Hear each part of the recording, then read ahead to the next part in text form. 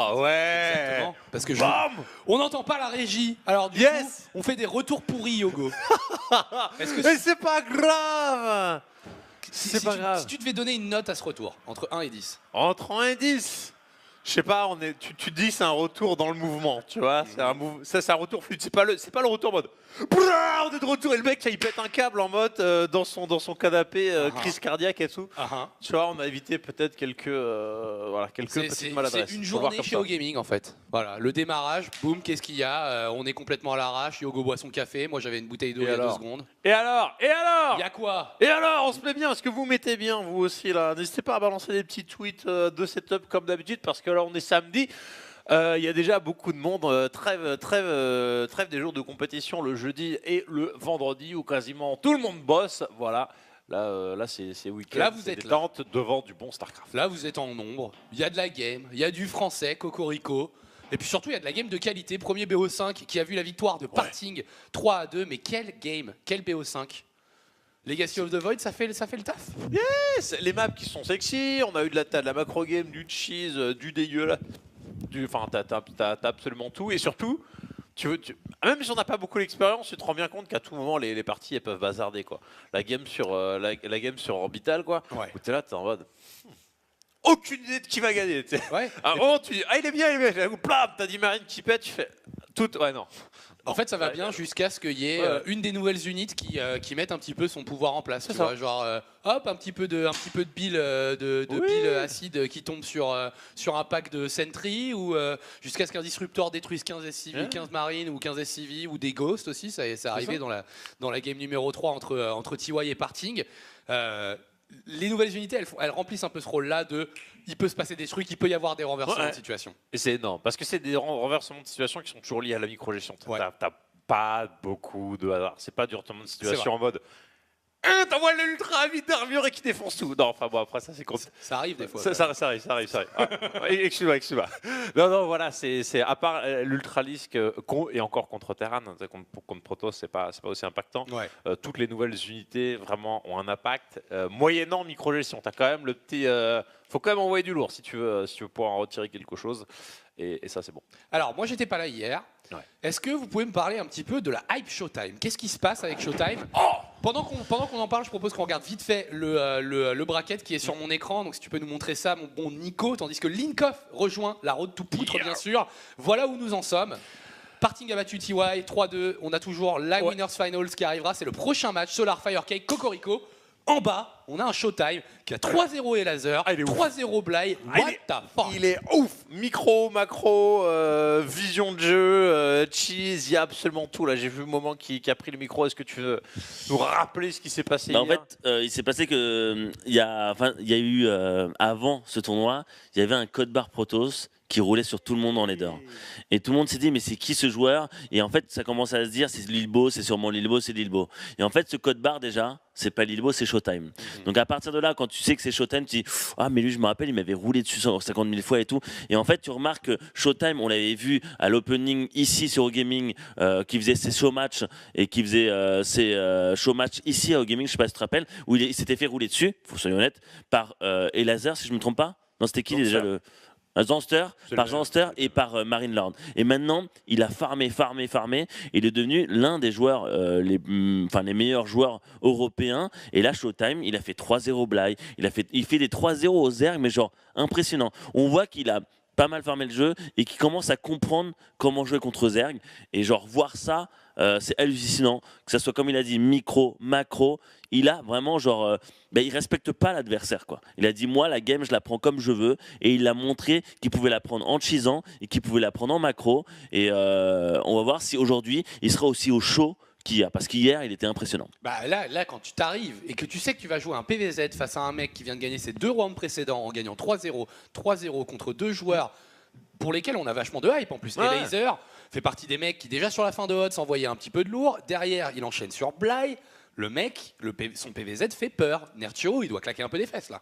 Ouais, je pense complètement parce que Showtime, il a dit, c'est ça qui était vraiment, il dit le PVZ c'est chaud. Mais quand tu connais ton adversaire, tu peux lui mettre quelques claques. Et puis Nertio, on en a vu de ces games, donc il doit savoir complètement à quoi s'attendre.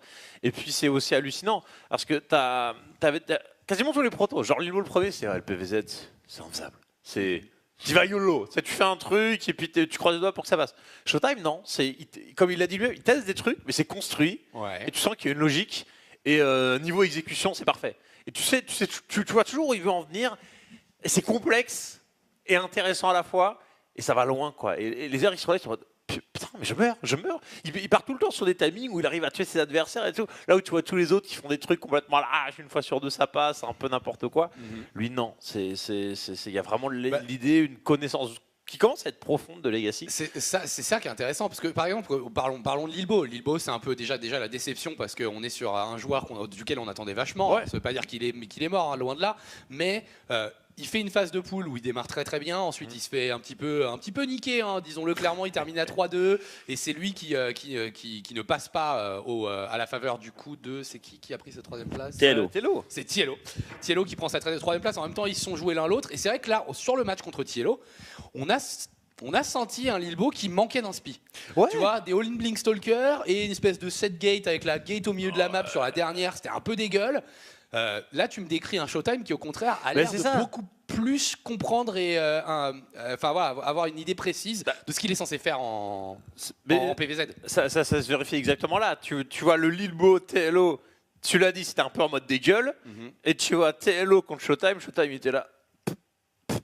Hop, 3-0. Il l'a dégagé, mais il passait pour un sous-Z TLO. Il s'est fait victimiser de A à Z sur les 3 games. Le truc, c'est la différence entre un joueur qui a joué beaucoup et un joueur qui n'a pas joué beaucoup. C'est-à-dire que Showtime, c'est ça, c'est que on parlait de Solar et tout, Solar qui est vraiment exceptionnellement fort. Pourquoi ? Parce qu'il a fait 1500 games. Quand tu fais 1500 games de Legacy of the Void, voilà. Tu as l'expérience de Legacy of the Void. Quand tu compares un Showtime qui doit être à 600 games et un Lilbo qui en a peut-être 200 ou 300, la différence est énorme. C'est qu'un joueur a beaucoup plus joué. Et c'est ça le truc, c'est que là, on est sur Legacy of the Void, le jeu vient de sortir, il y a eu la bêta il n'y a pas longtemps. C'est le joueur qui a plus compris le jeu et ce qui a sûrement joué le plus aussi. Donc là, c'est pas le génie qui est récompensé, mais c'est celui qui s'est entraîné le plus.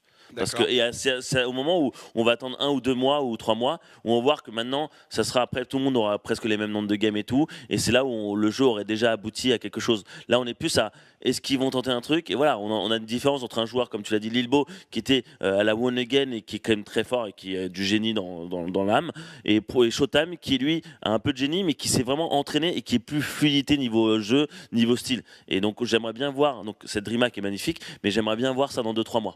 D'accord. Et alors parlons de Nertio. On a quand même un autre adversaire. Nertio, il a terminé premier de groupe, dans un groupe où il y avait TY, TLO, Lilbo, Majestic et Bunny, donc le fameux groupe très très gros groupe. Alors on oublie déjà Bunny qui est passé complètement à côté de son tournoi. Il n'existait pas, on peut même dire il n'était pas là. Voilà, il a pas joué, il s'est fait complètement atomiser 0,5, 2,10 en termes de map, donc ça n'a pas fonctionné pour Bunny. Majestic qui a tiré son épingle du jeu en PvP. Il a été capable de battre Lilbo. Il a battu qui d'autre, la Majestic? Je me rappelle. Je crois qu'il a battu T.Y. Il a battu Bunny. Il a battu Lilbo. Ok, ouais, Bunny Lilbo, ça. Voilà. Concrètement, pareil, un joueur qui a pas vraiment inquiété Nertio. Nertio, il a perdu contre Lilbo en PVZ. Des games qui étaient quand même assez serrés. Tu peux nous en parler? Tu les as castés, je pense. Ouais, ils étaient ultra tendus. Enfin, la dernière, honnêtement, c'était du Lilbo pure style en mode. Il tente un truc à la con, c'est mort, tu sens que Shaolin il va pas passer, puis il arrive à gagner quand même avec une exécution en mode what the fuck total. Mais c'était YOLO. C'était YOLO. Il balançait la même chose que contre TLO, seulement l'exécution, tu vois, il était plus dans le mood. Et puis c'est passé. Mais c'était le même état d'esprit en mode il balance un truc et puis. Oui, on n'a pas vu de macro game où ça joue Disruptor. Il n'y a rien de construit. C'était il tente un timing et puis il passe pas. 2 bases, 3 bases, et c'était pas... Alors, Nertio, un joueur que j'imagine tu joues assez régulièrement, ça t'arrive de le jouer en ladder? Pas beaucoup en ladder, mais dans toutes les combats télé, j'ai fini les go for it. D'accord. À chaque fois. Et comment tu estimes son ZVP à l'heure actuelle? Alors déjà, c'est monsieur top 1 ladder, alors ça a peut-être changé quand il y a des compètes, les joueurs jouent moins, mais c'est top 1 ladder avec 81% de win, faut quand même à chaque fois la rappeler, c'est insane. Il est excellent dans tous les match-ups. On a cassé un de ces petits matchs avec Coca mercredi, me semble-t-il, en Game 1 Invitational. Il avait perdu 3-1 contre Patience, mais son style de jeu n'était pas dégueu. Puis Patience était quand même bien chaud. Non, j'aime beaucoup Nercho. Je le passe toujours un peu au-dessus de Bly, même si Bly était vraiment énorme, même sans ZVP, même s'il s'est fait cartonner finalement 3-0 par Showtime. Ouais. Je mets toujours Nercho un cran au-dessus et à mon avis, il ne faut pas grand-chose pour déstabiliser Showtime. Tu vois, les adversaires sont un peu moins bons que lui, on va dire au général, et il arrive à les tarter. Et s'il tombe contre un joueur peut-être qui vont réagir un petit peu mieux sur les harcèlements et tout ça, ça peut très vite dégénérer. Puis c'est le Zer qui snowball et puis le Protoss qui peut rien faire. C'est ça. Puis il y a une dynamique aussi, genre voilà, un Showtime, 2 derniers BO5 joués, des BO5 en PVZ. Il y a de l'info qui est disponible sur Showtime. Complètement. On a une idée de comment il joue. Alors après, tu avais l'air de décrire un Protoss qui avait quand même pas mal de variété dans son jeu. Ça le rend peut-être plus difficile à lire, non? Il a montré plusieurs choses différentes. Je crois qu'il n'y a pas eu une seule fois le même BO. Ouais, je crois pas une seule fois la même chose. C'était en mode voilà, tu peux pas. C'est même plus flippant. En gros, la Nercho il lance une game ladder, je pense, contre Showtime. Ouais, il sait que c'est Showtime. T'imagines que c'est un bear code et puis tu scoutes. Faut pas avoir d'appréhension ou de préjugés sur le style. Il va falloir scouter, quoi. Ok, alors dernière question, les coquins. Je vais vous poser la même que tout à l'heure. Je vais vous demander, dans votre tête, qui s'impose, dans votre cœur, qui s'impose, Nercho, Showtime, Yogo? Showtime a tellement vendu du rêve que même en tant que Zerg et grand fan de Nercho, j'ai à voir pour le cœur Showtime. Et sur qui va s'imposer, je pense que Nercho va rappeler à l'ordre Showtime quand même sur le match-up. Ok, intéressant. Donc le cœur et la tête qui divergent, moment? Le cœur dirait Nercho et la tête dirait Showtime. D'accord, donc l'inverse. Intriguant, ok, moment. Et moi je terminerai par dire que en cœur, Arcer Nercho, c'est quand même un joueur. Moi, il m'a vendu beaucoup de rêves. Donc, je dirais que mon cœur va vers Nercho et ma tête également. Sur les résultats récents, encore une fois, je n'ai pas vu les games de Showtime hier. Après cette prédiction, je vous propose qu'on y aille puisque la game a démarré depuis 50 secondes. On y est. On est sur Dust Towers, BO5. Yogo, fais-moi la plus belle intro de tous les temps. C'est maintenant. La pression, notre cher Arthur qui démarre ici en bas à droite. Le gros candidat, c'est le joueur emblématique polonais depuis 5 ans. Il s'agit ici de Nercho. Et au nord-est, top right, le haut et la droite, bien sûr, en Protoss bleu. Il est allemand. Attention l'Allemagne, très très très solide depuis le début de Legacy of the Void. Ils ont placé 3 joueurs très tranquillement dans le premier qualifier de l'Europe de l'Ouest, au nez et à la barbe de ces fiefs français. Il s'agit de Showtime. Et c'est là où on peut se dire, c'est un match de Nation War qu'on pourrait voir. Allemagne contre Pologne. Alors la problématique, c'est que Showtime n'est pas dans la line-up allemande. Ah ouais? Et non. Ouais, il s'est fait carotte. Mais s'il est dedans, tu dis la merde. C'est Gung Fu Banda, je crois. C'est Gung Fu Banda qui n'est pas passé. Non, on a Lembo. Non, il n'est pas dedans. Non, Lembo, il n'est pas dedans. Oui, c'est Lembo qui n'est pas dedans. Oui, Showtime est dedans. C'est Showtime, Tiello et Hero Marine. Excusez-moi, j'ai dit de la merde. C'est pas grave. Je suis tout à fait c'était vraiment au coup d'un coup, tu vois. Donc là, pour le coup, effectivement, c'est un réel match de Nation Wars. Je suis désolé d'avoir niqué complètement ton introduction. Mais je m'en vais. Les gars, c'est les bonnes soirées. C'était magnifique pourtant, c'était une référence parfaite. Mais l'Allemagne, moi je m'attendais tellement à voir Lembo, par exemple, parce qu'il montrait tellement de choses sur Legacy of the Void. Je m'attendais à que, du coup, le line-up allemand, j'ai toujours du mal à le mettre en place. Limite, c'est Hero Marine, tu vois, grâce à le fait qu'il soit plus connu que les autres, je pense. Ouais, je pense. A gratté un peu sa place, même si pour moi, tu vois, un Lembo aurait plus sa place. Peut-être même Gung Fu Panda dans une certaine mesure. Hero Marine, il y a eu une période, enfin, il y a 2 ans où c'était le gros potentiel, le gros Foreigner Hope, comme il y en a eu pas mal. Et finalement, il avait déçu, mais on sentait qu'il s'était concentré sur ses études plus que de passer full time sur StarCraft 2. On peut pas en vouloir aux joueurs. Et du coup, niveau pair, c'était bien, mais pas top. Tu vois, le gars, il allait faire partie des meilleurs joueurs européens, mais il allait rien faire en inter. Et voilà, il refait quand même un peu de Legacy, mais c'est pas comme du Showtime et tout, qui sont vraiment maintenant H24 sur le jeu, ça se ressent. Et il avait une de ses meilleures périodes de sa carrière qui était aussi pendant une période où le map pool était un peu dégueulasse en TVP par exemple. Et je me rappelle qu'il était venu en WCS, il s'était fait Blinkstalker en ligne 3 fois de suite. Et il avait sorti son vieux panneau de Power of Proto, c'est tout, en live dans les studios de l'ESL, c'était beaucoup trop drôle. Au niveau des openings, on a le standard en fait, PVZ, ce Nexus très rapide, double gate qui vont être chrono boostés rapidement pour faire 2 adeptes et essayer. Je pensais qu'il allait scouter, mais surtout pour l'instant, il empêche le scout de Nerchio. Il a chopé les 2 premiers Zerglings. Yes. Et derrière, double sentry, donc plutôt passif, une phase B3 pour Showtime. Yes, ça a l'air de ça avec la petite forge. Moi, ce qui me fait kiffer, c'est toujours chez Nerchio, comme on a chez Bly, la petite chambre d'évolution. Et tu vois, les dernières games que j'ai faites, au début, je les voyais toujours faire du drop. Tu fais, ouais, c'est relou, ils se font chier pour rien. Puis quand tu commences à en refaire, purée, t'y prends goût, mec. Hein. Ouais. Le petit drop au terme et des speedlines dans la main du gars. Oh là là, t'as tellement de potentiel de jeu.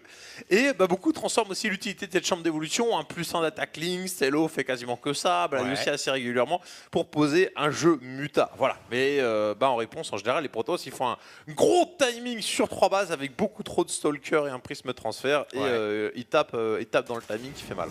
Et donc là, c'est ça ce qu'on va voir. Hein. Tu l'as dit, c'était votre chamber, elle était là pour faire cet overlord drop. Ici, vous le voyez, hein, le skin qui est un petit peu différent. Il y a une espèce de poche arrière pour faire rentrer les Zerglings. Et du coup, on va mettre un petit peu de pression, un petit peu de rythme dans la main avec cette petite dizaine de Zergling speed qui a été produit. Et derrière, on transitionne l'air, bat à roach. Donc voilà, petite agression dans un premier temps de la part du joueur Zerg, mais une transition macro game. On n'est pas vraiment sur un all-in ou quoi que ce soit de la part de Nerchio. Ouais, complètement. C'est un peu surprenant d'avoir lancé 2 hallucinations phoenix comme ça. Est-ce que c'est pas un coup de mind game carrément? Parce qu'hier, il a fait des phoenix planqués. Je crois que c'était face à Lambeau et les durs, je sais plus, c'est l'un des deux. Bref, qui s'était fait complètement marcher dessus. Là, ouais, non, il les met côte-côte. Il voulait peut-être espérer une petite surréaction. Manque de poids, en fait, les phoenix sont passés sur l'over. Donc, voilà, il a bien vu que les deux. C'était les full HP, comment ça se fait? Oh! Est-ce qu'il fait pas la meilleure strat du jeu? Alors à chaque fois j'ai la hype dès que je vois cet upgrade et en fait ça se transforme souvent en un peu rien du tout. Oh là là. C'est le build de M6 ça. Le full zélote charge. C'est le full zélote drop zélote charge dans la main. Ah ouais. Rappelons-le avec ce build order, Tude qui avait quand même battu Pouilleux. Hein. Ah ouais, non mais c'est ultra smooth. C'est insane. Tu ne le vois pas venir. T'as à peu près 0% de chance de l'emporter. Hein. Et je dirais, le voir venir, c'est pas le mec, tu le vois traverser la carte. Non, à partir du moment où tu vois traverser la carte, c'est genre mort. Tu t'envoies un petit Zerling monter la rampe et tu fais, oh là, il y a du zélote. Et c'est là, tu fais, oh ok, Battling Nest et tout. Ah non, c'est ultra sévère. Pour toi, faut le défendre à coup de Battling Nest? Genre faut le défendre à coup de Battling? Parce que là, il a quand même déjà des roaches en position, le bon Nerchio. Si le mec il commence déjà à cumuler des zélotes chez lui, si t'as pas de quoi one shot quasiment la première vague, ça snowball très vite. Le zélote charge, c'est fou. Et je dirais, tu vois, là, il y a même. Enfin, là, c'est un build un peu développé qui peut se transformer en macro game. Certains vont faire harcèlement simplement avec du zélote et puis poser B4 et compagnie Archonte. Il y en a, ils font même pas le plus en attaque. Hein, avec le petit. T'as pas besoin parce que t'as les 8 de bonus dommage à l'impact. Et t'y vas genre, là il aurait plus quasiment de jaillette. Là il prend les gars, tu vois, c'est un peu trop macro, c'est trop macro quoi. Il va avoir quand même une première agression avec son War Prism. La logique voudrait que ce soit le cas d'ailleurs. D'ailleurs il faudrait qu'il le sorte, hein, de ces cas-là. Il arrive, son War Prism, il est quasiment terminé. Donc première salle d'attaque War Prism, mais il y a des upgrades, il y a le Blink qui enchaîne derrière et du coup on peut avoir une espèce de compo Zealot, Blink Stalker, Archon qui pourrait quand même faire flipper. De rien. C'est moins all-in. Je vois que tu es déçu de voir moins de la version moins all-in. J'ai envie de pouvoir whiner, tu vois, c'est ça. Mais en fait, non. Non, mais je suis sûr, en fait, les vrais joueurs, ça se trouve, ils défendent ça facilement, mais moi, je l'ai pas contre une seule fois, quoi. Voilà. Donc on a un Hydralis Den qui est en train de se transformer en Lurker Den. Donc vraiment là il est en train de nous mettre la composition standard Zergling, Roach, Lurker. Et d'ailleurs ça va même pas être en drop, ça va être en frontal. Hein. Il va nous faire un espèce d'énorme méga push frontal. Sauf que c'est ultra bien timé. Écoute, le plus 2, le moment où il arrive de l'autre côté de la carte, je pense qu'il aura le plus 2. Hein. Bah c'est ça, puis là il va y avoir le gros dilemme. Lurker Den qui se termine, un investissement qui coûte cher. Si tu balances des Lurkers, ok c'est cool, ça viole du Zélote, mais en attendant, pendant 30 secondes, t'es que dalle. Hein. Ça fait ça qui te rend moi. Là s'il y a un clic droit du Protoss, il a une petite fenêtre. Ou la pop, là faut pas attendre le plus d'attaque. Hein. Là c'est maintenant ou jamais.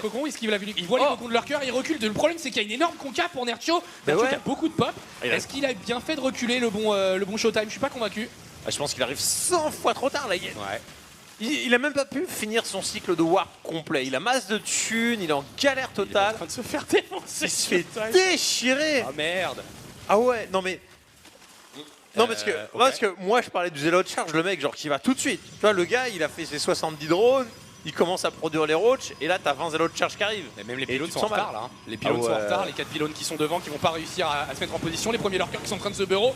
Oh là là, ça sent très mauvais pour notre Protoss allemand qui a quand même balancé son War Prism de l'autre côté pour contre-attaquer. Mais le problème c'est que là je sais pas s'il peut défendre. 5 poussées photoniques, attention le DPS. Là faudrait target le vigilant parce que sinon il y en a un deuxième carrément qui est ramené ici pour pouvoir choper les petits Zobs d'ailleurs, j'ai même pas l'impression qu'il en est le moindre. Il se les fait sniper, dur. Et là la V3 elle est quasiment elle va quasiment mourir alors que la main ok elle va être en danger mais le Zerg il a une B4 tu vois, il peut facilement déporter les ouvriers et tout. Ce qu'il lui faut c'est pas perdre le terrain des cafards. Et Lobs qui arrive toujours pas, Lobs qui se fait attendre. Alors dans la main, ouais, tu l'as dit, les dégâts ils vont être faits. Peut-être que l'air va même tomber. Mais pour l'instant, la troisième Nexus tombe. On est obligé de remonter sur la rampe. Regardez les trois lurkers. Oh il y a embouteillage. L'Archon qui pouvait pas passer, qui a bloqué tous les stalkers. Oh dur. Aïe aïe aïe. Il va choper de l'air. Ouais. Et c'est la maigre. ça a coûté un peu quand même. Hein. Ouais quand même. Ouais quand tu sens que le Zerg il monte ta rampe à coup de lurker. Ça passe pas bien. Hein. Ouais, non, pas de chose. Parce que c'est fort contre les trucs blindés, donc par conséquent, c'est fort aussi contre les bâtiments. Ici, on a le force field qui fait gagner un petit peu de temps, et on a 2 disrupteurs qui tiennent, qui arrivent. Pardon. Est-ce que ça peut changer la donne? Le premier disrupteur est là. Là, il fait ce qu'il veut, Nercho. Il est simplement en train de bourrer, mais il aurait carrément pu. Non, il peut plus lancer de Spire. Il a lancé la fausse d'un fait avant, mais il a plus le tiers 2. Ou alors, tu montes la rampe là avec peu, avec la plainte de lurkers. Il y a tellement de lurkers. Voilà, les routes qui vont se faire atomiser, ça c'est cool. Mais on a 8 lurkers qui sont en train de DPS, il y aura bientôt plus de cybernetic core, il est obligé de le reproduire et il l'a pas anticipé. Du coup plus de stalker, la robot qui est en train de se faire prendre et Nercho qui va prendre la première game sans problème. Problématique de build quand même de la part de... Ah ouais, il était super vilain. En fait il arrive 100 fois trop tard, il arrive à un moment où le mec il a finalement les lurkers, la concave. J'ai dit, le mec il a posé les... Normalement, quand tu fais ce genre de timing, c'est le mec qui vient, il est là, le Zerg il a, allez drone, vas-y attaque pas s'il te plaît, et là, oh merde, le Protoss arrive trop vite, t'as pas eu le temps de balancer les unités. Là non, le mec il a eu le temps de poser les 70 drones, le creep il l'a envoyé à l'autre bout de la map, il fait le lurker dead, il a les lurkers, et le Protoss a rien. C'est ça. Il attaque 100 fois trop tard. Ce genre de timing existe à la condition que tu harcèles avant, que tu aies un drop adep, que tu aies un drop disrupteur où tu vas gratter, tu vas empêcher le joueur Zerg et puis tu attaques sur ce timing là après. Mais parce que tu l'as ralenti. Si le mec tu le ralentis pas, il est posé, il a la B4, il a tout, il est free. Et, enfin, rien que le creep quoi, qui a déjà dépassé la moitié de terrain. Bah ouais. Tu peux pas. En vrai, il attaque au pire timing en fait possible face à un Zerg. Le moment où son économie elle est blindée et on se sent à l'aise pour simplement commencer à produire full units, ne plus investir nécessairement dans des upgrades ou dans des drones. Vraiment, toutes les larves sont allouées au fait de faire une défense face à ça. Et ouais, bah, il fait son premier warp de 8 zélotes, ouais, il repousse les roaches, tu te dis pourquoi pas, et puis soudainement il est au milieu du creep, il y a 6 lurkers qui se terminent, il y a une concave de Jésus. C'est vilain. C'est très vilain. Je pense que ce style avait peut-être une chance de passer si on avait eu un Télo en face qui aurait fait full Zergling Muta. Parce que voilà, t'as le 2 d'attaque, t'as les archons, les zélotes, ils explosent. Et puis même si le mec il a le swarm de Lings, il y a un moment où les Lings ça tape pas en range, donc ils vont tous tournicoter autour des zélotes archons à mourir, à rien faire. Et même ça, hein, je pense que s'il y avait vraiment eu le rush tier 2, les Mutas, je pense qu'ils auraient déjà été en mode contre-attaque et ça aurait... Non, je pense que ça arrivait trop tard. Donc en fait, là, c'est ça. En fait, nous, on s'attendait au 8 gates Zealot Charge. Ouais, en mode éventuellement même avec le plus 1, parce que son timing plus 1 n'était pas dégueulasse. Mais il faut qu'il y aille au moment où il a ses 8 gates, pas qu'il temporise et qu'il fasse une attaque frontale. Surtout qu'il a mappé avec ses sentiers. Oh là, le mec, il blinde de drone. T'y vas, bonhomme. T'y vas. Bon, tu le bourres. Le gars, il a pas encore le creep, il a pas le speed roach, ses Zealot Charge, ils vont trade et puis limite, tu passes pas. Ça arrive souvent. Tu mets la B4 derrière, tu transis Stalker Blink, puis tu as des Zealot Charge qui sont en mode bœuf, qui font qu'éclater la pop Zerg. Et tant que le mec il stabilise pas, bah, tu bourres, tu joues avec le prisme, t'en mets devant, t'en mets dans la main. Voilà. Ok, intéressant. Donc peut-être erreur de build order ici de la part de Showtime. Attention, il y avait quand même un hype train pour Showtime. On espère qu'il ne s'arrête pas là à la dernière station maintenant. Ça fait bizarre, il était à 6-0 contre Zerg en mode tout ce qu'il lance, ça passe. Et là, bon, fallait bien qu'il y ait un petit accident quand même. Petit coup d'arrêt. Voilà, c'est ça. Petit coup d'arrêt pour notre joueur Protoss en bas à droite. Sans équipe. Et c'est ça un peu la vanne de ce truc-là. C'est que pour l'instant, il n'a pas d'équipe, ce joueur. Yep. Il est allemand. Il joue très bien, même si sur la première, il s'est fait refaire le visage. Il s'agit de Showtime. Et en haut à gauche, donc, ce joueur polonais ici, qui devrait bien carrer sa Timo Nation War, mais avant, il a carré sa bonne petite team ACR. Il s'agit de Nercho. Et voilà. Arthur Bloch. Effectivement. Bloch. Je sais pas comment on dit. Je crois que c'est Bloch. Hein. Ah, aucune idée. C'est un truc comme ça. Hein. Ah ouais. Nercho qui va prendre face B2 sur la gold. Tricheur. Ouais. Là, c'est toujours la déception du. Il a brain. C'est l'autre. En fait, il savait qu'il y avait la sonde allait faire demi-tour et puis qu'elle allait se prendre un pylône. Là, c'est triple avant pool sur la gold, tu crois? Ah, badass. Ouais, bah oui, pour stock à faire. Bon, je veux dire, à un moment donné. Oui, Hein, on est gourmand, quoi. On est gourmand, on aime bien l'argent. Alors, faut savoir que Showtime, il a sorti un contre à la Gold hier qui était plutôt insane, qui est passé crème. Il a fait 4 gates. Un 4 gates? Ah ouais, 4 gates. Il a fait 2 gates chez lui, 2 gates. Là, quasiment, où il y a l'autre Gold, en fait, en contrebas, il a mis un pylône, il a rajouté 2 gates et 4 gates adeptes. Ok. Sexy. Enfin, avec Adept Tracker, puis en fait, il campait sur la B2 du joueur Zerg, donc entre la Gold qui était posée et puis la base principale, et puis il chopait les renforts et il a auto-win. Et c'était face à un triple hatch avant pool? Non, c'était face à 2 hatch. Le même truc là. Ah ouais. On pourrait voir ça. Hein. Yep. CTP, Sen, RP. Alors, je sais pas comment on comme ton ton truc. poulpe. Mais dans tous les cas, merci, big up à toi. Big up. Chercher un captain ou un cordialement ou un truc, enfin tu vois, un CPT qui veut dire quelque chose, mais non.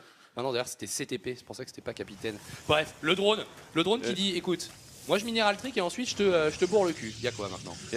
Hein? Y'a un problème? Voilà. Il y a le petit Nexus First qui est passé. Jean-Michel Drone.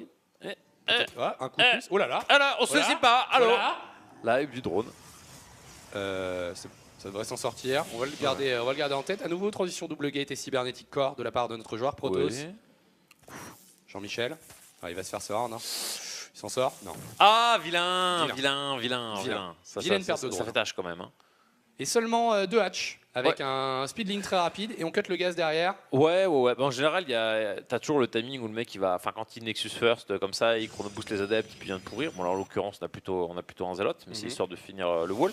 Et le triple hatch c'est un peu la merde. Le mieux de toute façon c'est ça. Tu fais 2 hatch building, tu fais un peu d'unit, tu gères le truc, tu rebalances du drone, tu poses la B3, l'autre gold bien sûr, hein, parce que t'aimes le pognon. Et le proto s'y perd.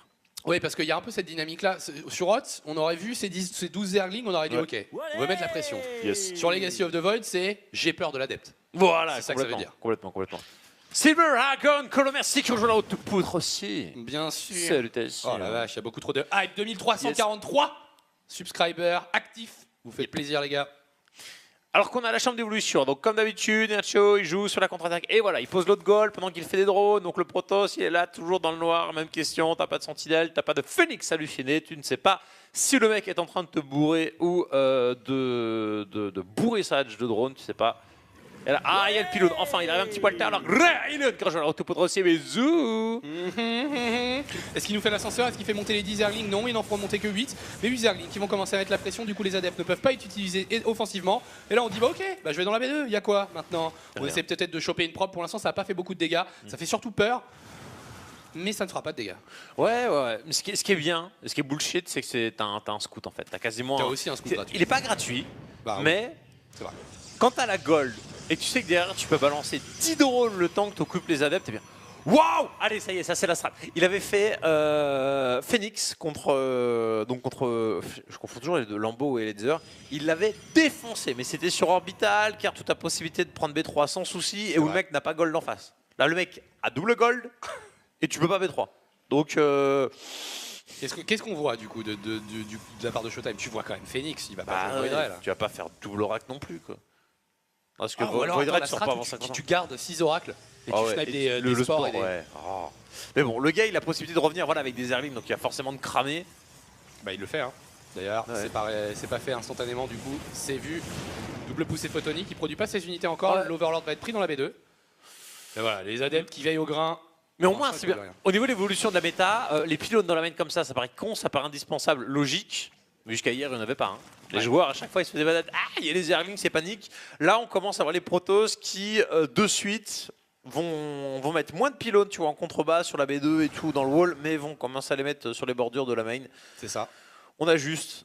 Et donc, effectivement, c'est Phoenix. Alors, style le jeu qui est. Hier, il a été impérial. Le gars, il était parti sur 7-8 Phoenix. Il a mis 10 minutes avant d'en perdre un, en faisant 30 kills de drone. Enfin, c'était insane. Malheureusement, là, il y a double gold. Donc, moi, j'ai peur de ça, parce que Phoenix, ok, c'est fort. Généralement, on admet que c'est une stratégie qui permet du dégât gratuit, entre guillemets, parce que tu peux pas vraiment empêcher des drones de se faire voler par des Phoenix, y compris des Queens aussi. Mais à un moment donné, en face, il y a un mec, des drones, il fait que ça. C'est ça. Il fait que ça, il a 2 gold. Je veux dire, le mec, à un moment donné, il a trop d'income. Tu peux rien faire contre ça. Donc je sais pas si cette strat est valable sur cette carte. On va voir ce qu'il va être capable d'en faire. Showtime, il est en train de prendre une B3, lui-même sur la gold, et Inspire. Alors ça par contre, il y a double Stargate Phoenix, tu joues au Spire toi? Bon, il s'ouvre la possibilité. Il va peut-être pas faire de muta. Oui, ça peut être le vieux style où tu balances 10 corrupteurs et après tu reviens au sol avec Roachlings.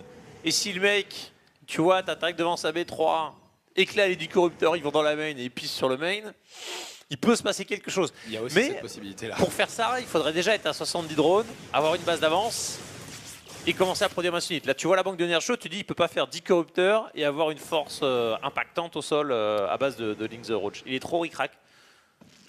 En fait, je pense qu'il était dans le doute. Hein. Tu vois double Sarget, mais ça peut être un all-in au sol. Ça peut toujours être full gateway, Adept Zealot et puis masse de Phoenix en l'air.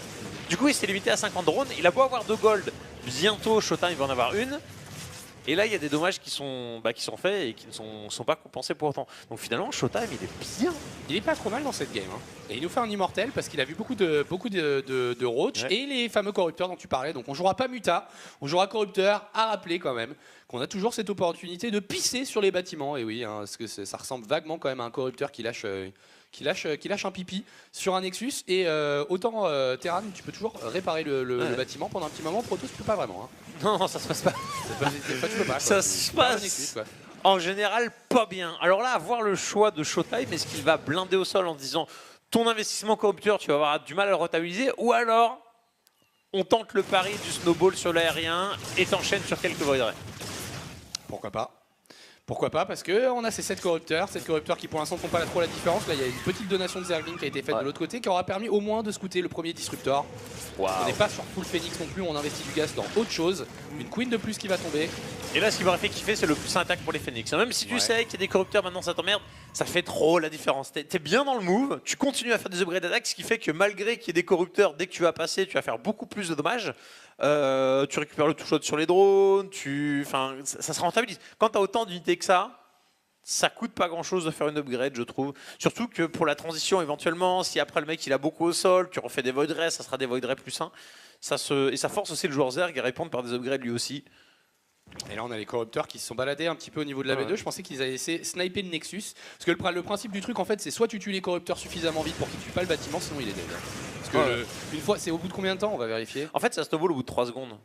Tu sais, ça commence où c'est 4,3 secondes. Okay, 4,3 secondes, ton bâtiment il est mort. Quoi. Concrètement. Parce que le DPS seconde il commence à devenir complètement débile en fait. Ouais, c'est ça. Bon dégâts hein, quand même. Hein. Là sur cette séquence, 11 drones qui ont été prélevés pour un total de 17 depuis le début de la partie. Et je crois qu'il a perdu qu'un seul Phoenix ou deux. Ah non, un seul. Non mais c'est ça, la micro c'était la même hier. C'est absolument.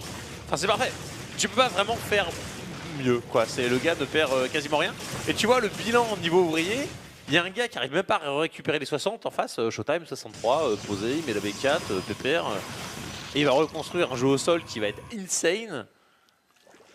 Et encore une fois, et c'est ça la différence entre un joueur de moyen niveau et un joueur qui est en pleine bourre, comme c'est le cas de Showtime en ce moment, c'est que Phoenix est ultra gourmand en APM. C'est une unité, plus tu la babysites, plus elle fera de dégâts, par essence. Si tu investis tout cet APM pour faire des dégâts de drone, mais que de l'autre côté, tu oublies de poser ta B4, tu fais pas de disruptor, tu fais pas d'upgrade, t'arrives au bout du truc, t'es là, j'ai tué 25 drones et 6 queens et 3 hydra. Ouais, mais t'as pas d'unit quoi. C'est ça. Là, c'est pas le cas. Il y a un développement qui est là au niveau de la pop. Il le tient contre un joueur qui est quasiment full roach et corrupteur, des unités qui sont très très gourmandes en supply. Je trouve qu'il s'en sort très bien l'allemand. Phoenix, je dirais, c'est quasiment l'une, voire la meilleure unité, tu vois, en mode Archonte. En mode Archonte, c'est fou, c'est dingue ce que tu peux en faire. Mais là, le gars il est tout seul. Donc les 300 d'APM, il doit les fournir effectivement, voilà lui. C'est ça qui est dingue. Il a tout, il est absolument complet. Il y a le plan de jeu, tu vois, il réfléchit, il a juste sa compo aussi en même temps. Oula. Il n'y a pas beaucoup de force field. Il y a 2 boulettes de disruptor la première qui va faire très mal. Attention, hein, le coup du surround fait encore un petit peu peur. Il y a beaucoup de zélotes dans cette compo et la charge elle n'y est pas encore. Donc là, il va falloir défendre un coup de disruptor avec les canons, avec la poussée photonique. Attention, Nercho, est-ce qu'il est pas un peu en train de s'empaler là sur ce coup-là? Ouais, c'est un peu serré, hein, parce que derrière, il est en train de faire la Greater Spire, mais s'il perd déjà tous ses corrupteurs sur les Phoenix, ça va pas forcément le faire. Même pas besoin d'utiliser les disrupteurs là. Les disrupteurs, il avait le timing, hein. Il est en mode. C'est tout. Allez. Et là, il est off trip. Oh, c'est dommage. Il s'est un peu planté là sur sa micro. Je pense qu'il aurait pu aller plus loin sur cette histoire. Complètement. On a trade 151 144, mais ça fait pas vraiment les affaires du joueur Zerg qui certes a une transition, mais elle est pas encore là. Et tu l'as mentionné, il a perdu du corrupteur. Il en a perdu 3. Il faut qu'il en refasse. Donc il va transitionner Broodlord. Mais on a les premiers archons qui vont arriver sur le champ de bataille. Et là, il y a une ouverture. Il y a un opening pour le joueur Protoss pour aller essayer de tuer. Complètement, parce que là tu fais les Transit Broodlord, c'est bien mignon, mais c'est un peu des petits papillons les trucs, hein. Ils sont 0-0, ça va pas loin. Alors il y a le 2 d'attaque sur le sol qui aide et c'est pas massif. Des Shulkers, blink +3, si t'arrives un peu à dégraisser au sol, tu blink dessous et puis t'en parles plus. S'il a déjà des infés, non, en fait, il a pas d'infés, ouais, c'est pas ce que je me disais. Il a pas d'infestor, il a pas l'upgrade non plus. T'as pas de spine, t'as pas d'ultra pour tanker au sol, il joue sur sa Mastro Chidra qui peut se faire dégraisser à tout moment. Et après, bon ok, j'ai des Broodlord. Mine de rien, c'est quand même une bonne option sur cette carte-là. Quand le Protoss vient poser la B4 devant, tu peux essayer de siéger en contrebas, de ralentir le minage, voire casser le Nexus si t'es bien. Mais bon, c'est là où les Phoenix qui ont été conservés vont pouvoir peut-être réimpacter dans le game. Ouais, on va rechercher aussi le plus 45% de vitesse d'attaque des adeptes ici, donc je suis plutôt intéressé de voir ce que ça va donner. Je pense que les Broodlords n'ont pas été scoutés, ça fait longtemps qu'on n'a pas vu de Phoenix halluciner. Ah, si, quand même. Il a vu le T3, donc il peut peut-être se douter. Voilà, ça il a l'information, il prend les premiers Broodlings dans les dents. Deux Hydras seulement. On s'en sort bien sur le creep. Et là, on va commencer à mettre du rythme. Zealot Charge, Adepte qui vont aller sur la B4. Et War Prism qui va rentrer dans la main. Celui-ci est chargé de Zealot. Du coup, on attire l'armée. Et celui-là peut faire du dégât. Là, c'est insane. T'as triple front pendant que le gars derrière, voilà, balise de la flotte, donc il va partir sur du tempête en mode pas ni vu ni connu, mais pas loin. Et puis il est en train de faire un gros décal. Les Zealots qui continuent de warper dans la base principale pendant qu'il arrive sur la gold qui va peut-être déblayer les Broodlords qui sont en mode contre-attaque. On pourrait presque avoir un trade. Oh là là là, ça c'est un Broodlord gratuit. Hein. S'il réagit, la Showtime, voilà, tu bliques en dessous, un Broodlord gratuit. Pendant ce temps-là, la pression est mise de l'autre côté. Voilà, c'est ça qu'on attend de Legacy of the Void. Ça fight dans tous les sens et ça fait du dégât critique des deux côtés. Oh, on n'était pas loin encore une fois d'une charge de disrupteur qui fait très mal. Et Lurker en défensive qui devrait arrêter la progression du joueur Protoss, mais pendant ce temps là on perd cette base et il va falloir en reposer une. Par contre dans la main c'est toujours pas géré, hein. Toujours plus de Zealots qui sont warpés et on a le Mothership Core qui est là, il va pouvoir recall. C'est parfaitement fait pour faire face à la contre-attaque avec tellement de Lurker. Qu'est-ce qu'il fait? Il essaie de lever les Lurkers. Oh oui, très bonne option. Parce que là, c'est complètement le trade base. Hein. Virtueux, le Sabay, il ne récupérera absolument jamais. Le deck est beaucoup trop coûteux, donc il tente la contre-attaque, le tout pour le tout ici. Le Protoss a l'air de temporiser. Les Broodlords ne peuvent pas les gérer, mais c'est pas grave tant qu'il arrive à écraser le sol. Après, ça sera pris. Les petits Broodlords, vu que les tempêtes sont en train de sortir. C'est très bien fait. Franchement, sur cette séquence, il joue impeccablement Showtime. Et je vois exactement ce que vous décriviez tout à l'heure. Heureusement pour lui, il y a la base qui a été reprise à l'est. Hein, donc du coup, il est maintenant lui-même sur double gold. Tandis que du côté de chez Nertio, on a perdu cette base-là. Celle-là, elle est vide. Nertio, il a plus d'income. Nertio, il s'est fait briser là. Il faut qu'il gagne avec Lurker, Hydra, Roach et Broodlord maintenant. Sinon, c'est dead. Ouais, c'est ça. Et puis, il a de la pop qui va se faire kite. Le sol va se faire kite par Disrupteur. Le R va se faire kite par les tempêtes. Il a quasiment aucune solution de sortie s'il n'a pas le pognon qui va avec. Et il ne l'a pas. Donc ça va être très très compliqué pour lui. Ouais, il n'a pas d'anti-air non plus, hein, qui peut aller vraiment toute la merde sur les tempêtes. Si les Lurkers qui font très mal, oh là là, énorme fight, énorme boulette de disrupteur, énorme Nova comme elle s'appelle. Et du coup on charge, hein, on y va jusqu'au bout, on essaie de gagner la game maintenant. Blink offensif, un Broodlord qui tombe, deux Broodlords qui tombent et l'armée du joueur Zerg qui est complètement en train de s'épuiser. Parfaite game de la part de Showtime, même s'il perd beaucoup d'économies. Je pense que c'est gagné. Oui, c'est ça, les Broodlords sont trop lents, donc le nombre de tempêtes qu'il a, ça lui suffit amplement. Donc que fait-il? Il produit du disrupteur par deux, histoire d'assurer le viol absolu de ces Lurkers qui, à eux seuls, ne pourront pas faire grand-chose. Hein. Sachant que Nerchio, en plus, sa sorte de gold qu'il avait pris en first, c'est quasiment... Voilà, elle est même déjà épuisée, c'est le néant. Il n'a plus de revenus, donc certes, le Protoss, ça pas grand-chose, mais dans ce genre de situation, quand t'as plus de blé, Tempête Disrupteur, c'est pas les meilleurs de... Enfin, voilà, c'est les deux meilleures unités de la Terre. Quoi. Exactement. Bah ouais, non, il n'y a pas de problème là-dessus. Il est dessus en plus. Même, tu vois, cette petite micro à la con, hein, il est en train de bouger son armée à gauche. Il y a un Hydra qui se ramène et qui commence à faire du dégât sur ses Phoenix. Ok, on le monte et on kite les Broodlords qui sont en train de fuir. Broodlord asthmatique, évidemment, qui galère à se déplacer sur cette carte. La main a été complètement ravagée par ce War Prism qui pourrait avoir des kills, hein, d'ailleurs, hein, parce que en vrai, c'est de sa faute. Hein, si la main, elle a été explosée. Et la B4, elle est repositionnée, donc à terme, il y aura de l'income pour le joueur Protoss. Et avec 147 de population face à 97, et toutes les unités high-tech, à savoir les Broodlords et la masse de Lurkers, ont déjà été détruites, je doute que Nerchio puisse faire la différence. Alors on lui fait confiance aux joueurs polonais pour rien lâcher, mais tu l'as dit, hein, ça c'est une armée de low echo qui est parfaite, quoi. Complètement. Mass shield, mass range et des unités à spell. Voilà, c'est ça. Tu vas prendre des trucs un peu gratis. Et Nerchio, voilà, comme tu dis, il va trahir jusqu'au bout, il essaie de planquer du tapeur. Voilà, GG. Ok, c'est bon. T'es voilà, c'est très bonne game.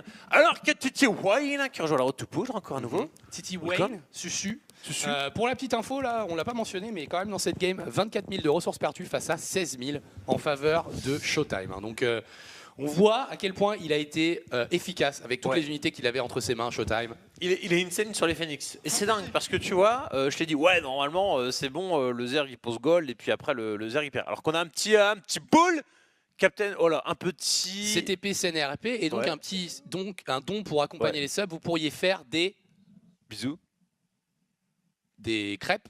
Je sais pas si d'ailleurs Nico, si tu as accès au Twitch Alert pour nous dire quelle était la dernière phrase qu'on l'a pas vue. Regardez. Je regarde. Voilà. Problème. On a l'air bien con sur le retour. En train de dire le truc. On va essayer de join la game. Merde, je suis encore sur l'écran des scores. Ok, on arrive. Vite. Je join. Arthur Nertio Blash. Entering lobby.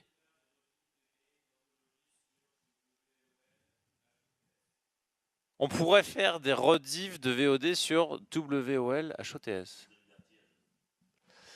Ah, revenir sur les games mythiques de Wings of Liberty et Odds et faire de la rediff avec ça. Un peu comme le ESL fait. Voilà, le ESL. Et ça marche pas trop mal. Pourquoi pas? C'est pas une mauvaise idée. C'est pas une mauvaise idée, d'autant qu'on pourrait faire ça peut-être sur la chaîne Inter, par exemple, qui sert pas particulièrement quand on n'est pas en Nation Wars avec le stream anglais. Pas con. CTP, ENRC, RRP. Voilà. Carotte 989. Qui rejoint la road to poutre. Merci beaucoup, vous êtes très nombreux à nous rejoindre aujourd'hui, ça fait plaisir. Et on vous invite d'ailleurs, pendant ce moment-là, eh bien prenez vos places. Les places sont disponibles pour Nation Wars 3 qui aura lieu, à l'Olympia le 13 janvier. Vous avez un lien sur le site, vous allez sur OGaming 0MS et vous avez aussi la billetterie qui va être disponible. Donc si vous n'avez pas votre place, je vous suggère d'y aller parce que de vous dépêcher puisque je crois que le prix le plus bas, les places au prix le plus bas sont déjà toutes parties. Sérieux? Je crois. Hein. C'est une légende ou moment t'as entendu pareil que moi ou? Non, j'ai pas entendu ça. T'as pas entendu ça. Je vais rien dire moi. Moi j'ai vu passer un tweet d'un mec qui dit je voulais prendre un 55 €, elles sont déjà toutes parties. Bah essaie de voir, vas-y. Bah je suis en game là, je peux pas. Ah oui, le PC on a toujours pas le password. Toujours pas le mot de passe. Est-ce qu'on peut avoir le mot de passe sur le deuxième PC, ce serait pas mal. On pourrait faire des tests. Hein. Et puis sinon, pendant ce temps-là, Nertio Showtime, il y a un partout. La deuxième game. Oh, allez. Allez, je vais introduire le bon Nertio ce coup-ci. Arthur Bloch, bien sûr. Notre Zerg rouge en bas à droite de Ruins of Seras. On est en vertical pose. Il s'agit de Nertio, le joueur polonais. Oh la vache. J'ai un petit peu peur, parce que ici, en haut à droite, il a réussi à récupérer le point sur une carte qui est pourtant réputée ingagnable, alors que celle-là, elle est censée être free point pour les Protoss. Il s'agit de Showtime. Parce que c'est vrai que terrasse de Prion avec les golds, c'est à peu près, je vais pas dire 90% de win pour les Zerg, mais on n'en est pas très loin. C'est une très bonne map pour Zerg. Ouais, là Nertio il a réussi à poser ses 2 golds et Showtime il a fait Joseph, je vais faire des Phoenix. Et Nertio était dans, il ne savait pas comment répondre. Il a fait ses corrupteurs, mais il n'avait pas de blé, il savait pas s'il allait se faire bourrer, donc en fait il est resté. Enfin, plutôt que de profiter de ses golds pour vraiment prendre un gros lead niveau écho et mettre la pression comme il faisait d'habitude, tu peux pas trop traverser la carte quand il y a des Phoenix. Parce que tu te les fais défoncer, enfin tu te fais défoncer tes Ravageurs, par des Phoenix. Ton Ravager il coûte 100 de gaz, c'est ultra relou, tu rentabilises pas ton go, donc il reste chez lui, mais en restant chez lui, il fait pas beaucoup de drones, en faisant pas beaucoup de drones, il pop des corrupteurs, mais derrière il n'y a rien au sol, et puis au final Showtime derrière il construit son style de jeu et au final c'est quoi le type d'armure de Ravageur? C'est pas Armored, c'est light. Du coup c'est light. C'est light, c'est pas bio, mais c'est light. Bio. Donc si c'est light, en plus les Phoenix font des dégâts supplémentaires dessus. Intéressant. Et c'est aussi pour ça que les maraudeurs c'est bien de la merde contre Ravageur. Voilà, les tanks. Ça fait pas de dégâts supplémentaires. Et même tank c'est pas terrible, ouais. C'est ça. J'ai beaucoup de problèmes avec la compo Roach Ravageur. Je comprends ton disant. C'est vraiment le truc stable de mid-game. Liberator, le mec il me met 4 boulettes dessus, je suis content avec mon Liberator à 152 gaz, ouais. Non mais je trouve que c'est une compo super stable en ZVT qui te permet du coup d'arriver vers un moment de la game où tu te sens bien, notamment le moment où tu appuies sur S et U et que tu fais des vachettes, des petits ultralisques, hein. Déjà si le terrain n'est pas mort avant. Si le mec est pas mort avant. Voilà, parce que souvent j'arrive là-bas, je vais faire des ghosts et tout contre ces ultras, je fais piou piou piou, j'en tue un. Et puis Après, il y en a 7 autres. Dégâts. Voilà. Merde, on a raté les 2 derniers subs. Voilà, les 2 derniers qui. Voilà, gros big up à vous. Merde, j'ai plus le pseudo en tête. Bah, la régie nous le dira dès qu'ils auront l'occasion de Voilà, nous dire les c'est deux ça Pour derniers. The Frankel, The Frankie. The Frankie. Merci à The Frankie. T'es au top. Et. L'autre, il était, je crois, au lancement de la Ah non. Manu recherche dans le chat. Alors qu'on a. Oh, coquin. Nexus First Ouais. Double Gate pour Showtime. Position verticale, on l'a dit. Toujours pas de troisième base pour Nerchio qui part très très vite T2 et Roach Warren. C'est un Nidus ça? Et Tantal. Non, c'est trop tard. Tantal. Oh, quoique. Si, c'est un Nidus ça. Oh la vache. J'ai quasiment pas vu encore dans le match-up. Hein. Coquin. Oh là là. Coquin. Ouais. Alors, Il va se faire DT rush par contre. bah ouais, mais l'avantage d'avoir un tir ultra rapide, c'est que. Enfin, déjà, Nidus, tu vas rentrer dans le major proto, tu vas voir qu'il manque quelque chose. Et surtout, tu as direct possibilité de débloquer les vigilants. Non, et je c'est pense vrai. qu'entre les DT et le Nidus va va. arriver beaucoup. Oh, le scout. Ah merde. Il Pas va adressé. marcher dans la base. Hein. Ouais. Enfin, il s'est téléporté dans la base. Hein. Voilà, la base de l'adepte. Il va Ouais. même prendre un drone histoire de dire. Peut-être un deuxième. Non. Alors là, la réponse, c'est un peu, tu mets des pylônes un peu partout dans ta base. Voilà. C'est pas, je vais pas dire, c'est pas très dur. Là, il pourrait go sur la B2 par contre. Hein. Bah, Oh là là, la il va faire, non pylône. Parce que Ah, là, c'est con parce que la B2 elle est open, il n'y a pas de wall. il va le faire. Voilà. Non, mais dans la main, ça va pas passer là. Hein. Ah, mais il y a triple. Et Voilà. pendant ce temps-là, en plus, il va Oh. se faire, il va se prendre des DT. Enfin, la Darkshine, elle est encore loin d'être terminée. Il va virer la vie. Est-ce qu'il aura le temps de le snipe? S'il a vraiment pas beaucoup d'unités quand même. Ça va être chaud. Parce qu'en fait, il fait tellement vite. Il y a pas. Caladinus. Caladinus Rasputia de performance, c'est plutôt pas mal, ça traverse ici. Attention, il temporise. Les overcharges vont se terminer. Elles vont se terminer. Ok, le Nidus est tombé. Est-ce qu'il en a relancé un autre? J'ai pas l'impression. Il n'y a pas d'autres Nidus qui ont été relancés. Voilà, il vient de Ok. le refaire derrière. Et du coup, les pylônes qui commencent à tomber. Il n'y a que 2 Stalkers contre 4, 5 Roach et 5 Queen. Il n'y a plus de mana sur ce Mothership Core. Et avec le deuxième Nidus, je pense qu'il est vraiment dans le caca. Showtime. Les 3 Stalkers qui vont être envoyés. La Warp Gate qui s'est terminée. Il faut remettre peut-être le chrono boost sur l'autre base. Et deuxième Nidus qui arrive. Celui-ci, il est rempli de Zergling. Est-ce qu'il peut tenir Et Showtime? regarde Showtime. Il n'en a absolument pas. Pour l'instant, il ne peut même pas faire un seul Templier noir. S'il revoit plus d'autres unités, c'est dead pour lui. S'il est en train, il a l'air de. Ça tient quand même pour Ouais. Showtime. Il n'y a pas beaucoup d'unités qui arrivent de Swiss Nidus. Hein. Et avec 5-6 Stalkers, s'il kite bien, les Zerglings qui n'ont pas le speed, il fait 3 Stalkers supplémentaires. Du coup, ça veut pas dire de DT, ça veut dire pas de DT en contre-attaque, pas de DT en défensif. Est-ce qu'il a de la mana? Bientôt, il aura une autre overcharge. Mais je suis même pas sûr qu'il ait besoin. Là, s'il arrive à stabiliser, derrière, il attend, il rebanque, il fait un DT pour contre-attaquer, il est bien. Faut savoir que Nerchio, 28 ouvriers, il ne transitionne pas, il est en train d'insister ici. Il n'arrive pas. Il s'était dans run. Il y a la masquette de tracker quasiment. Oh Il là là. tout trichote à peu près les roaches.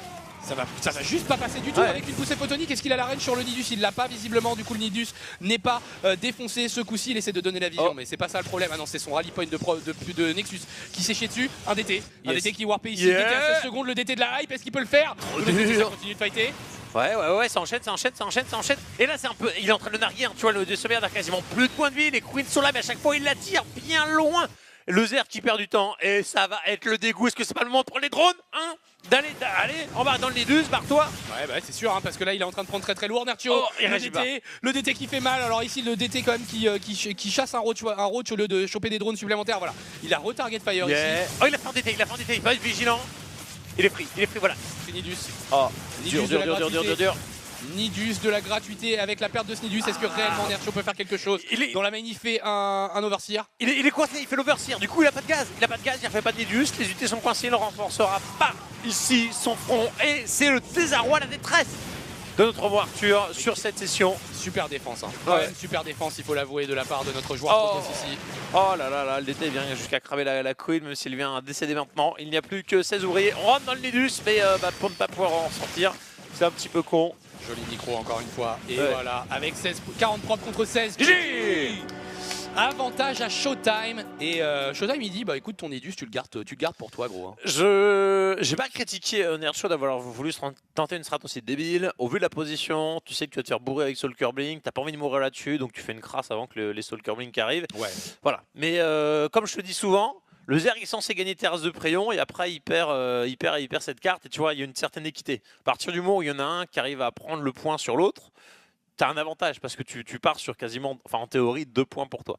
Et donc Showtime, 2-1. Bah ouais, 2-1 en faveur de notre joueur allemand ici. Et Je pense que sa réaction, elle est impeccable. Ouais. Avec son adepte, heureusement qu'il le voit parce que je pense qu'on est vraiment dans une situation totalement différente si il ne voit pas le Nidus et il le découvre au moment où il se fait Nidus. Parce que ces 3 pylônes, ils n'ont pas de raison d'être. Oui. Les 3 pylônes qui font que la première défense, elle est gérée, c'est parce que cet adepte, il est arrivé avec une shade et hop là, qu'est-ce qui se passe? La problématique de ça aussi, c'est que comment tu masques quelque chose à un Protoss contre adepte parce que tu peux pas faire un wall de bâtiment et la shade elle passe à travers les unités. Alors tu peux mettre ton bâtiment éventuellement plus loin parce que la shade elle a un certain cooldown. Ouais, et il était gratuit, c'est vrai. Le wall de bâtiment est faisable en serre mais pas à ce timing là en fait. Ouais. Ou alors tu le mets à l'endroit où le gars a peut-être le moins de chances d'aller, genre derrière la B2 ou... C'est pas comme une Spire où tu peux la mettre à l'autre bout de la map. Là. Le Nidus, il doit vraiment être dedans. T'as besoin de l'utiliser le truc, t'as besoin de mettre des unités dedans. C'est ça. Si les slow roads, il faut qu'ils aillent jusqu'à la base en bas à gauche, le vieux build tout autant pourri, pas Nidus quoi. Ouais. Non, mais de toute façon, il a voulu tenter le truc, je suis en mode un peu à l'arrache. Bon, voilà, il s'est fait carotte, c'est tout. Il a voulu tenter. Non, moi, ce que je retiens surtout sur la défense, c'est le mec qui va avoir DT, il fait. Il est pas en mode j'essaie de te dire jusqu'à temps que j'ai plus rien et puis je vais avoir un DT. Non. Il faut défendre. Le mec il va avoir du tracker et mon DT ça sera bonus pour plus tard. Ouais, c'est le moment où je suis certain que ma main ne tombe pas. Là je vais donner la réponse qui est voilà, le DT tranquille. Et il défend et ensuite il gagne avec le DT. C'est pas j'attends jusqu'à défendre avec le DT quitte à absolument tout perdre. C'était bien vu. Très bien vu. Et du coup, Showtime qui prend l'avantage dans ce BO5. Il est à une game d'aller affronter Parting. Ça sera un PVP un peu solide quand même. Hein. Showtime Parting, ça va être compliqué pour notre bon Showtime. Ouais, parce qu'il y en a qui est en train de décuver hein. Tranquillement. Il dégrise. Purée, cette interview quoi. Je dois être honnête avec vous, je pensais qu'il allait sortir un truc. Enfin voilà, le classique. En mode, je me suis pas entraîné hier. Ouais, non, j'ai bu. J'ai picolé.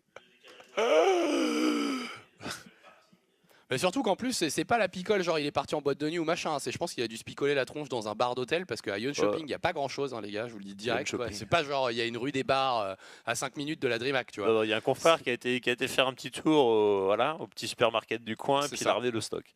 Exactement. Mais bon, big up à Parting quand même, toujours plein de classe, toujours plein de skill. Moment.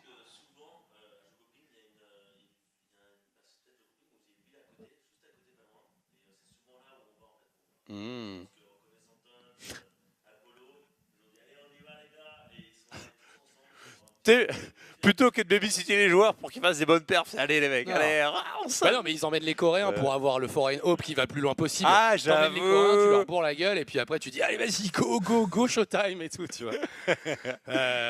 Ok, on est parti, game 4. Les enfants. Wow. On est sur Ulrena. Une map quand même assez étrange. Ouais. Mais qui donne des games marrantes quand même. Complètement, je kiffe. Tu vois, autant Central Protocol, je continue de cracher dessus parce que c'est vraiment des mais Ulrena. Ulrena c'est pas mal. Ulrena ça a du fun. En haut à gauche, pour la team, rien du tout, puisqu'il est teamless. Hein, voilà, Millennium, Team Liquid, vous savez ce qui vous attend. Il y a peut-être un bon Protoss européen à récupérer. Il s'appelle Showtime. Et il mène 2-1 face à ce joueur. Yes! Oh my gosh, il est là, il nous a tenté un petit D2, ça a bien échoué, mais au moins il varie le style, il nous fait plaisir. C'est le Nerkio. Qui... si Kaoru était là, nous dirait que c'est en fait un Noobkyo. Il l'appelle Noobkyo. Ouais. Voilà. Amicalement en France, on peut l'appeler aussi Nerchiot. De temps en temps, quand il BM. Nerchiot. Ça marche aussi. Ouais. Deuxième base, positionnée. Donc Hatchpool pour Acer Nacho. Je dirais plus Nerdshot. Nerdshot. Là, c'est la dureté. Double. Là, tu vas jusqu'au bout en lui disant mais au fait, t'es nul. Je vais te mettre mégalo. Hein. Alors, deuxième gate qui arrive de la part de Showtime dans un futur plus ou moins proche. D'abord, on va payer le pylône. Ouais. Non, franchement, Nercho, c'est un joueur que j'adore. Hein. Il a beau être BM au niveau du style de jeu, il est vraiment kiffant à regarder. Là, après, c'est un peu tricky parce que Showtime, en face, il a du répondant. Hein. Le gars est vraiment solide. C'est dur d'aller lui forcer la petite erreur. Hein, c'est pas comme tous les noobs qui le carnage en ladder. Là, il y a un vrai mastodonte en face. Prenez sur Ulrena, c'est tricky d'un côté comme de l'autre. Est-ce que c'est pas le moment pour Nerdshow d'aller sortir les bonnes Mutalisques qu'il n'a pu sortir sur Prion? Très bonne map pour, mais aussi très bonne map pour le style de jeu peut-être. Ouais, moi j'ai pas osé. Hein. La canette de Coca qui explose, elle est tellement gelée en fait. Ah ouais, elle a gonflé. Genre elle a gonflé, elle est pleine de glace, je pense. Est-ce qu'on peut montrer ça? Tu veux le montrer à l'écran? C'est un obus. Il va tweeter une photo, le bon moment. Hein, si vous le suivez pas encore, Momanus, bien sûr, @Momanus. Ce qui veut bien sûr dire moment US, hein, rien à voir avec, avec le cul de quelqu'un. Double poussée photonique contre 4 Zergling. On a essayé de bait un petit peu les adeptes pour essayer de rentrer dans la main. Ouais. On a bien réagi côté Showtime. Et la troisième base est sécurisée pour Nertio. Donc tu disais Muta, mais aussi très bonne map pour le jeu Phoenix de Showtime. Ouais. Et du coup, c'est là, est-ce que tu as vraiment envie de chercher les mutas? Et j'irais même plus, quand tu veux muta, t'aimes toujours les planquer, même si par défaut, quand tu as l'habitude d'en faire, les gars t'attendent un peu au tournant. Sur une carte en position rapprochée comme ça, si le mec t'envoie un Ops, un Prisme ou un Phoenix halluciné, il est direct en train de scouter. Il n'y a pas à traverser la carte. Et puis, quand il arrive à l'autre bout, il scoute une ou deux bases sur les 3 ou 4. Là, il te fait le tour 2 fois s'il veut parce qu'il ne perd pas de temps de trajet. C'est ça. Et du coup, Nacho qui pose B3. Et je l'ai vu à maintes reprises sur cette carte-là partir tier 3 ultra en mode, en mode sévère. Ouais. Parce qu'en fait, mine de rien, dans ce match-up-là, tu joues avec des grosses unités, mais physiquement grosses. Et tu ne passes vite très plus par le couloir. Donc, tu es obligé de passer par la caillasse. Ouais. Et finalement, à l'endroit où tu as le caillou, tu peux, je vais pas dire assez facilement défendre, mais tu peux poser une bonne concave derrière. Et du coup, tu sécurises la B3 et par conséquent, la B4 derrière, la B5. Et puis, tu coupes la carte en 2, malgré la close position aérienne. Ouais, par défaut, moi, sur les premiers tournois que j'avais vus sur cette carte, j'avais vu surtout du roach, des espèces de timing roach ravageur un peu dégueulasse.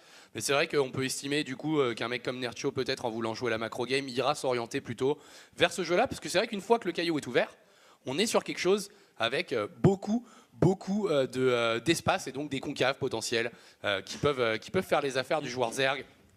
Waouh. On va chercher de l'IMO. Yeah. Donc timing adept IMO pour commencer la game. Ouais, je pense. Un immortel recherché aussi rapidement que ça, c'est complètement pour bourrer. Hein. À moins qu'il ait vraiment peur de quelque chose et qu'il en veut un défensif, c'est l'investissement toujours le plus vilain en termes de gaz. Disrupteur, t'arrases, le Dolorak, t'arrases, les Phoenix aussi, l'IMO, t'arrases pas avec. C'est du rentre dedans. Quoi. Tu défends ou tu attaques, voilà. Concrètement. Il n'y a pas de délicatesse là-dedans. Bon positionnement du War Prism qui va se mettre derrière la poule et qui du coup va prendre son temps. Ici on target surtout du collecteur, un adepte qui danse le smurf au niveau de la B2. On a bien splitté, 4 drones. C'est peut-être pas suffisant, il va en avoir 6. Je dirais que c'est bien parce qu'en fait tu ralentis le Zerg sur l'arrivée d'un éventuel tier 2 avec le speed roach et tout. Et puis si tu arrives à timer ton go immo avant qu'il ne le possède le speed, ça peut être un peu handicapant. Et tu ralentis aussi très vite l'économie en gaz dans ce type d'harcèlement. Ah non, mais et qui dit moins de gaz dit moins de ravageurs. Effectivement, parce que là on est vraiment sur un setup de je vais faire mon set gate robot pression, donc IMO, en faisant du dégât au préalable, chose qu'on voyait avant avec genre les drops sentry ou les drops zélotes. Là c'est juste qu'on a remplacé ça par de l'adepte. C'est un peu plus coûteux que du zélote en termes de gaz. Mais ça joue, comment dire, ça remplit le même rôle, là, ça a le même effet, à savoir ralentir un Zerg qui, s'il arrive à obtenir les 60, peut-être 60, 55, 56 drones dont il a besoin pour tenir ce genre de go, va probablement te péter la gueule. Attention, la build qui vient de tomber pour la première fois, premier ravageur qu'on voit de la part de... Ça n'a pas d'armure les gars, c'est même pas light. C'est biologique. C'est que dalle quoi. Donc ça prendra pas de dégâts supplémentaires par Ghost, ni par Phoenix, ni par... C'est ouf. Ouais, c'est bien ce que je me disais, mais ça a moins de points de vie par exemple qu'un Roach quoi. Et donc pour le coup, une unité à 120 points de vie, c'est pas... Ah non, je dis de la merde. De quoi? Non, j'allais dire ça a pété contre Benning. C'est quoi qui fait des dégâts de ouf contre Biologique? C'est Archon. C'est Archon qui fait des dégâts de ouf contre Bio. Belle esquive. On va passer par les cailloux côté Showtime et on se repositionne ici en dehors de la range des ravageurs. Ouais. Yogo, est-ce que ça passe? C'est vénère parce que le mec en fait la B3 c'est un gros fake. J'ai l'impression que ça passe, il balance 6 roach, mais le temps de les transformer en Ravagers, ça va être un petit peu la merde, il va falloir kite, ça va monter la rampe, il a des champs de force. Là, il peut presque. Voilà, il a les renforts et puis il monte la rampe. Il aurait presque pu faire l'inverse, mais il avait peur de se faire péter peut-être.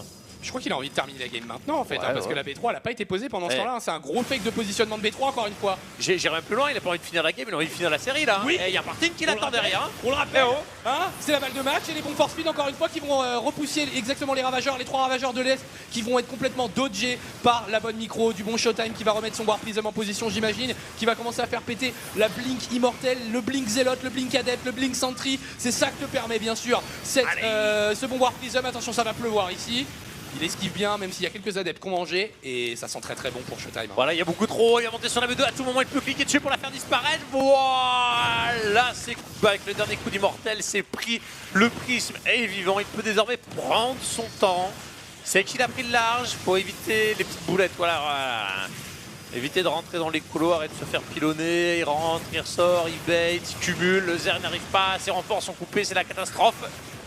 C'est la merde. C'est la complètement la merde. merde pour Nerchio. C'est Ouais. complètement la merde pour Nerchio qui n'arrive pas à faire monter sa population. Il rajoute des ravageurs, mais depuis tout à l'heure ça a été tellement bien dodge. Et là ça va toucher. Ça va toucher sur quelques sentries et sur les immortels, mais il est bien repoussé. Il y a pas mal de sentries. GG!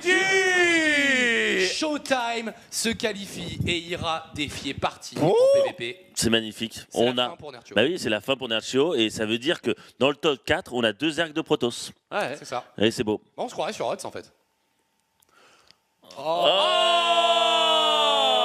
là là! Bouyaka! C'était Je pense nul. que c'est mérité. Au vu des joueurs qui sont en place, Ouais. le seul joueur vraiment que j'attendais peut-être dans ce top 4, c'était TY. Yeah, C'est pas passé loin. Bon, voilà, on va pas trop s'en plaindre. Bomber, j'attendais pas grand chose de lui.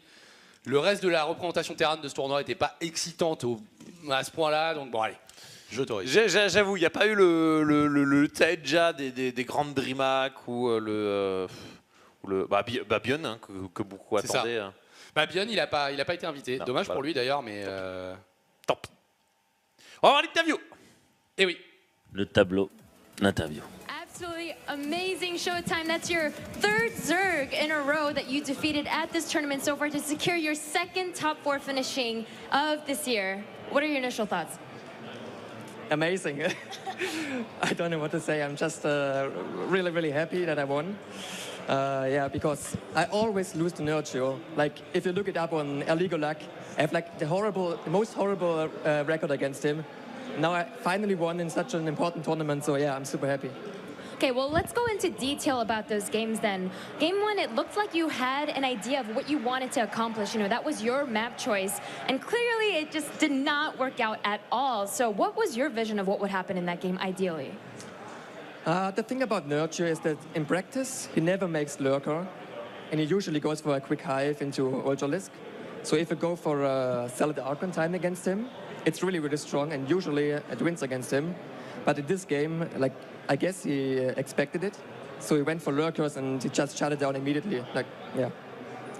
And then I definitely want to talk about that game 3 because in the middle of an incredibly intense Nidus attack, you decided to, instead of using your DTs immediately to defend, and in a move that I believe a lot of players who might be panicking or rushing to decide how to defend, you chose to actually counterattack. Were you that confident you would be able to hold? Yeah. Like, Quel beau he gosse. has like a lot of slow roaches, and I had a good amount of stalkers, so you can kite around all the time. And I had like enough pylons around my gateway, so I can keep warping in. Because usually what happens is they unpower your pylons, and then you have your gates. Then you have no pylons, and you can't warp in, and usually you lose then. But in this game, it just worked out for me, so I went for the counterattack. C'est vrai qu'il a eu All un right, bon then, and positionnement I know sur cette throughout game. this À aucun tournament, moment, you've been c'était talking about how you overwhelmed et tout. Là, il parle dislike de la game. PvZ. Ouais, even avec after le you Nidus. defeated Mais il avait du your rap, quoi. third Voilà. Zerg Là, à aucun opponent moment il était en in mode a ah mais en fait row. je peux plus produire d'unité, And now you're du coup gonna je suis dans le be playing caca. Parting, who is Bien a joué. Protoss player, obviously a very talented player. You actually lost to him earlier in the tournament 2-0. The Muslim has been mentioning, however, that on the EU ladder you have a very, very sick PvP rate. So despite the fact that you lost him, are you feeling maybe confident because you've now experienced what his PvP is like? I wouldn't say I feel confident, but if I play well, I can maybe beat him. But in PvP, it's just that micro is the most important now. Like, you only play Stalker and Disruptor for the most part, and we all know Parting has like amazing micro. So maybe I can match it, maybe not. I'm not quite sure, but I think I can win. All right, well, thank you very much, Showtime. And with that, he will secure himself at the top 4 at the Rawcat Legacy of the Void Championship. Bravo, bravo, bravo, Showtime. Globalement, assez sûr de lui par rapport à son BO5 face à Nerchio. Il dit j'ai été pris au dépourvu sur la première game. Ouais. Généralement, Nerchio, il go fast hive, il joue pas leur cœur. Il s'est fait empaler sur la première game. C'est la seule game que Nercho a réussi à prendre. Sur le reste, il est en contrôle. Tu l'as dit, vachement de variations. Ce jeu Phoenix, ce Immortal Setgate, la défense du all-in de Nercho, il a montré tout le spectre de Protoss en PVZ. Complètement. Et avec de la réussite et puis la gestion. Même celle où il défend le all-in, il était parti d'été quand même. Donc c'est que le gars, il essayait de varier autant que possible. Maintenant, bon, le bilan, c'est quoi? C'est qu'il est à 9-1 contre Zer dans ce bracket. Ouais. Il y a un Protoss qui va arriver. C'est ça. Et comment ça se passe dans ce match-up? C'est ça aussi la question. Eh ben, écoute, on va voir parting monstre de Protoss qui vient de battre TY. On va pas dire défoncer parce que les games ont été tendus au possible. Maintenant, Showtime, voilà, il va falloir changer de match-up. On peut pas gagner un tournoi normalement légitimement sans avoir au moins roulé un joueur par race. Au niveau des stats, 66% quand même en PVP. Hein. C'est son meilleur match-up si on en croit Aligulac récemment. Qu'est-ce qu'il a joué comme Protoss? Il a 2-0 prob. L'Australien, il a 2-0 Huck. Voilà. Il a perdu du coup. Ben ça c'était. Il avait perdu parting 2-0 en pool. Gung Fu Panda 2-0, 2-1. Goody en Protoss. Il a switch Goody ou quoi?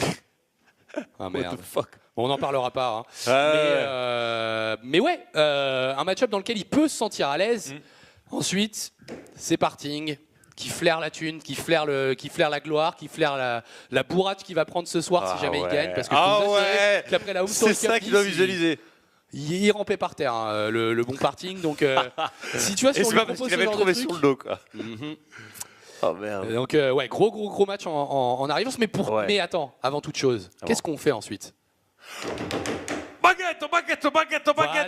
Voilà. Cocorico, bien sûr. Le dernier joueur français. C'est la baguette contre les baguettes.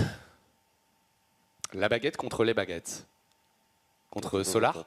Oh là là, ils ont du mal. Hein. Tu sais, les Coréens mangent avec des baguettes. Ah mind blown. Désolé. Bon, faut avouer que Moment était en train de manger des nouilles sautées sur le plateau, hein, pas avant ça, donc il avait les baguettes devant lui, c'était facile. C'était la baguette contre les baguettes. J'ai eu du mal quand même. Hein. Et ben vous savez quoi? C'était un tellement bon setup pour ce prochain match qu'on va tous fermer notre gueule et qu'on va partir en pause avant de revenir pour la baguette contre les baguettes.